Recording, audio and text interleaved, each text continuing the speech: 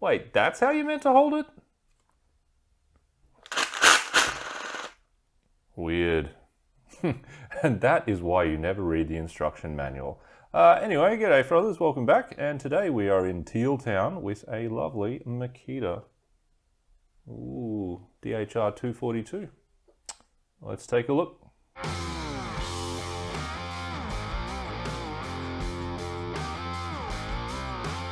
So if you've been using Makitas for a while, you will find this very familiar looking, no doubt. In fact, this looks exactly the same as my first rotary hammer, the old DHR 261, I think it was. It was a 2010 model, I think, and yeah, I sold her a year or two ago before I started doing the YouTube stuff. But oh man, I kind of miss her. Oh, Margaret. Anyway, no point dwelling on the past. So anyway, Makita cordless hammers, no doubt, have looked like this since pretty much the inception of the cordless line. Beautiful drop motor with the prominent chin going on there. This one is brushless. It's 24mm and it boasts 950 RPM, which I reckon is just about perfect rev speed for a rotary hammer, and 4,700 impacts per minute. So it has a little wobbly battery thing there. What it doesn't have is a vibration protector for me, which is, I don't know, got to say, a little bit disappointing, especially seeing as even the very smallest, you know, little 12 volt rotary hammer I have has a bit of vibration and dampening on there.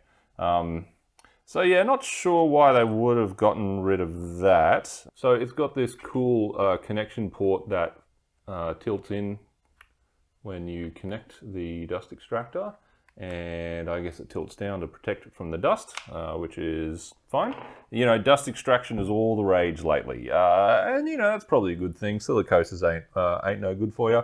Don't want to be breathing in those respirable crystalline silicate particles. But yeah, other than that, very, very similar looking to basically all the old sort of 1-inch rotary hammers that Makita have made.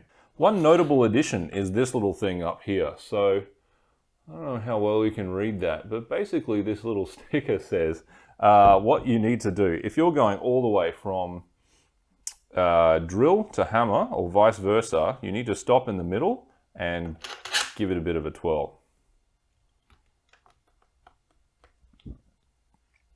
And the reason being, it kind of doesn't always make it. Sometimes it does, but sometimes it kind of gets stuck there.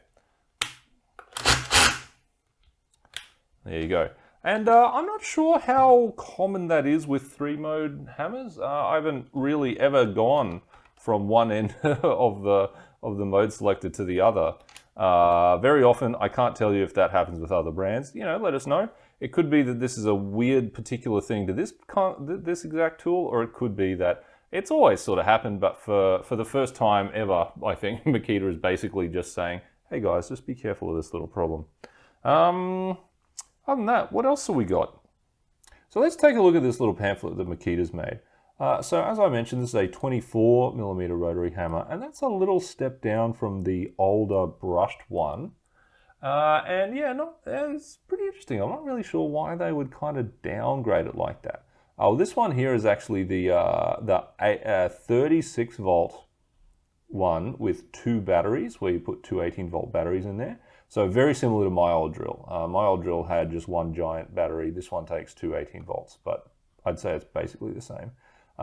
So it's quite interesting that Makita's gone from, rather than just making a brushless version of this, they've kind of shrunk it down a bit. And so it's, you know, a slightly smaller capacity, it's 24mm, a bit lower impact force or impact energy with only 2 joules. And then they've kind of slowed down the revs, slowed down the impact as well. Now it's considerably lighter than the big brushed version, but yeah, it's kind of interesting. I don't know why they really would have done that. So it's possible that Makita's just been putting their main design effort into, you know, the smaller range. So, you know, I got this little guy, I did her in a video recently, this one too, it's just brilliant. I guess it's a matter of, you know, if it ain't broke, don't fix it. But I would have thought that the addition of a brushless motor would have at least maintained the kind of specs that we're seeing in the older model. No doubt it's boosted the runtime and stuff like that. Certainly made it a bit lighter, but Yeah, it's interesting. I don't know why they would have done that. But, you know, no doubt it's still just a perfectly fine tool. And I guess we're just used to, you know, as consumers, we're used to just having everything just being upgraded all the time rather than kind of just staying the same or even getting a bit smaller. But yeah, anyway, let's take a look at how she performs, actually. Let's see how fast she revs in real life.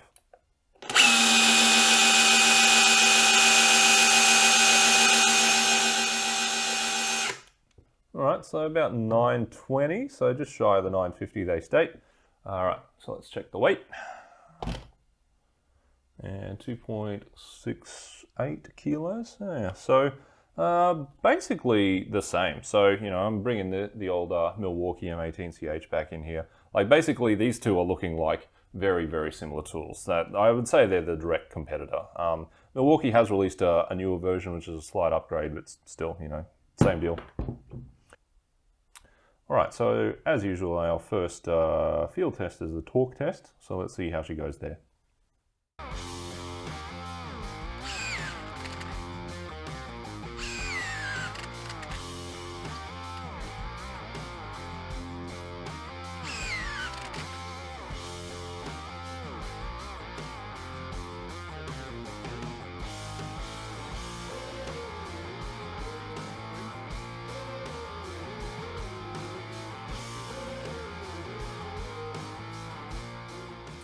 Yeah, okay, so not too bad. Averaged out to 22.33 Newton meters.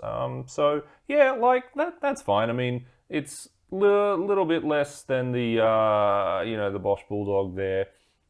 It's kind of at the lower end of all the other kind of 1-inch drills, but you know, they don't claim this is a 1-inch drill.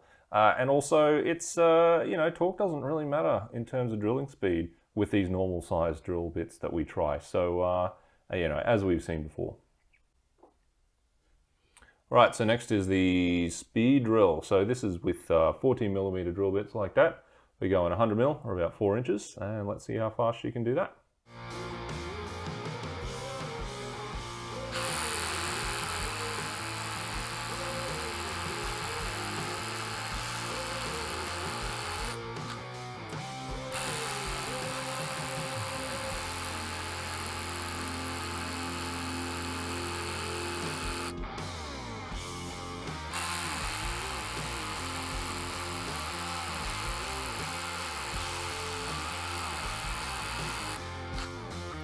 All right, so you know, 7.42 seconds was the average speed of those runs, and totally fine, perfectly respectable. Once again, it seems like Makita's just going for a, yeah, you know, she's all fine. Interestingly, in my test, this is just pretty much exactly the same as the Milwaukee 1-inch drill. So let's get a bit more clarity on that, and let's see how she goes with the 24mm maximum capacity drill. Same deal as before, 100mm. Bigger drill bit. Let's check it out.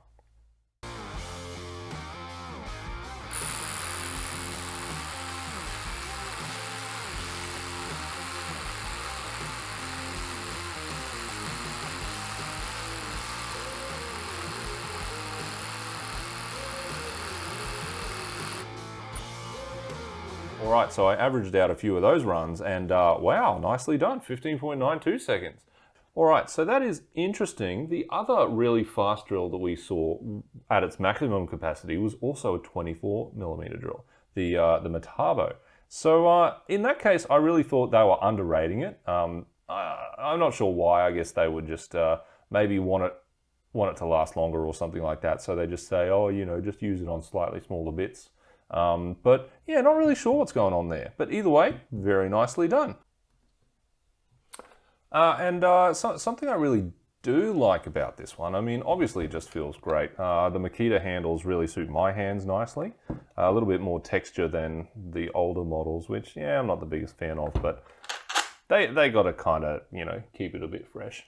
But what I really like was just how it feels when you're drilling. Like, it's super fast and responsive, so it's kind of just like bap, bap, bap, like there's no wind up. And if we whack a drill bit in there, so that's the max capacity, that's 24mm. Check that out. Bop, bop, bop, But yeah, like it just feels real good to use. Like there's no like winding up like a lot of the other drills have. And you know, that's a bit of a hallmark of the brushless motors because they're electronically controlled, so they can kind of just be all or nothing. But there's still a fair bit of mass inside there with the hammer mechanism and everything to get moving. And it's really nice how this one just goes. So maybe that's something you're going to benefit from in your work, depending on what you're using it for. But yeah, it just feels really nice to use. And obviously well balanced and everything like that, but that's just your classic Makita drop motor right there. So yeah, very nicely done there from the Makita. It's a kind of plain and average drill. I think it might be maybe under spec. I think it is performing a little bit better than Makita's claiming, which is interesting. Maybe they're just being very humble. I don't really know, but it definitely seems like a case of if it ain't broke, don't fix it. And well, aside from this weird gear changing thing and the lack of any vibration control, well, any external vibration control, maybe it has some internal stuff that I can't see. Aside from those two things, you know, this is obviously a real winner. It's going to be an absolute stalwart drill if you're into Makita. And yeah, I don't know. It's just, you know, just bog standard Makita goodness, really. You know, nothing too fancy, but fuck, she'll do the job, no doubt. Anyway, thanks for joining us. From Margaret, Mark II, and I, we'll sign off and scratch is later. Thanks for watching, guys. Haha, backhand. Man, that just feels weird. Sorry, guys. I'm not going to go with the manual on that one.